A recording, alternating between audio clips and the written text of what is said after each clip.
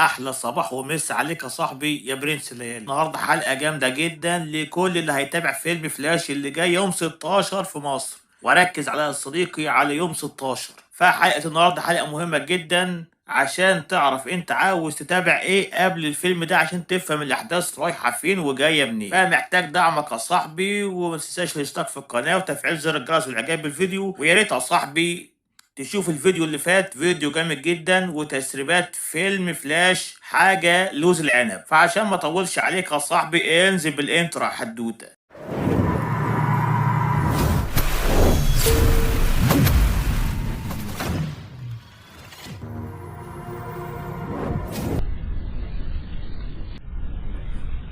طيب قبل ما نخش على اي حاجة، واحد صاحبي من اصحابي البيست فريند يعني سألني، قال لي انت ليه عملت فيديو تسريبات؟ يا عم هو الفيلم نزل خلاص والناس شافوه قالوا رأيهم. فانا احب اقول لك يا صاحبي معلومة بسيطة كده، خد تعالى اقعد جنبي يا صاحبي وخد كوباية الشاي دي. اول حاجة الفيلم ده ليه 3 نسخ يا اصحابي نزلوا لحد دلوقتي، ولو مش مصدقني تعالى خد معايا كام معلومة كده على السريع. من قيمة شهرين شركة وانر براس، او زي ما احنا عارفينها بدي سي يو، عملوا مؤتمر وجمعوا فيه النقاد والمراجعين وقالوا لهم تعالوا شوفوا النسخه دي من الفيلم وقولوا رايكم في الفيلم ايه. شافوا الفيلم وطلعوا رجعهم وقرعهم وقالوا ده فيلم سيء جدا وما ينفعش يبقى مثال للعالم الجديد لعالم دي سي. فطلعوا المسؤولين عن الفيلم قالوا دي نسخه اوليه، احنا كنا عاوزين نشوف ارائكم بس. يعدي يا جماعه اسبوعين وهوبا صناع الفيلم يبعتوا تذاكر مجانية لناس عشوائيين عشان يشوفوا الفيلم ويدوا رأيهم في الفيلم. وبالفعل ده حصل، والتقييمات برضه كانت سلبية، قالوا نفس الكلام اللي حصل من المراجعين والنقاد اللي قالوه. فطلعوا برضك صناع العمل وقالوا نفس الكلام، دي نسخة مبدئية ومش النسخة النهائية، والنسخة النهائية حاجة تانية، احنا عايزين نعرف رأيكم بس ايه. فبعد كده شفنا نجوم هوليود زي طبعا صاحبنا وحبيبنا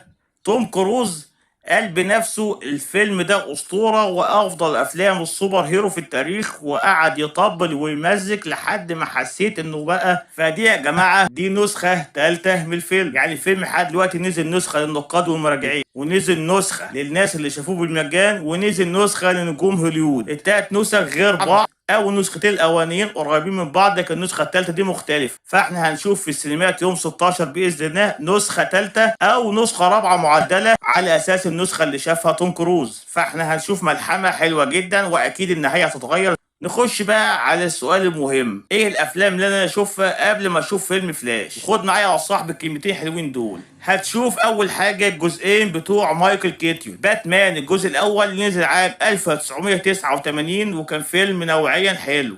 بعد كده الجزء الثاني وكان بعنوان باتمان ريتيرن وكان عام 1992، والفيلم ده لاقى نقد فظيع، الناس قعدوا يقطعوا فيه وقالوا ده فيلم وحش وفيلم سيء ومش عارف ايه، بس انا شفته فيلم كويس برضك نوعيا عن الجزء الاول. بعد كده يا صاحبي هتشوف فيلم سوبرمان مان اوف ستيل اللي نزل عام 2013، عشان هتحصل بينه وبين سوبر جيرل اللي هي مشاركة في الفيلم بتاع فلاش، هيحصل بينهم مقارنة عنيفة لأن الأحداث قريبة بشكل نوعا ما عن فيلم مان اوف ستيل طبعا بتاع حبيبنا وحبيب الملايين زاك سنايدر.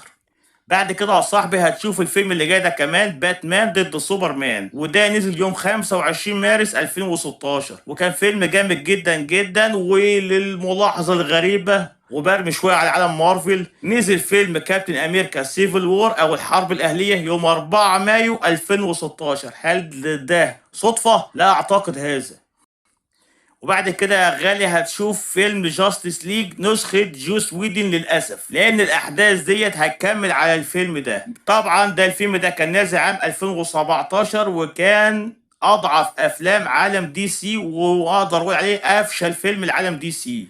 طبعا ملناش دعوه بنسخه جاستس ليج زاك سنايدر اللي كانت عام 2021 ويعتبر تحفه فنيه مش هتحصل ولا بعد ملايين السنين. وده بقى معرفش عاملها جيمس جان حاطط زاك سنايدر في دماغه ليه، فربنا يسامحه.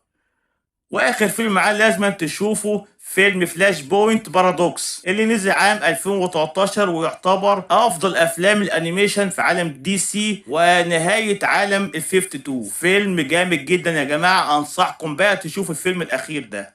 ويجي بقى نخش على السؤال المهم، هل الفيلم ده هينجح وهيكون بوابة عالم دي سي الجديدة او الريبوت النصفي؟ طبعا يا جماعة الفيلم مش هيعمل ريبوت كلي، هيعمل ريبوت نصفي، يعني هيكنسلهم بس عالم زاك سنايدر وهيكملهم باقي الاحداث على كده. سؤال سريع كده، هل فيلم فلاش يعتبر اول افلام عالم دي سي الجديد؟ احب اقول لك ده يعتبر اول افلام العالم الجديد، وجيمس جان بنفسه قال الفيلم ده معمول تحت رعاية جيمس جان.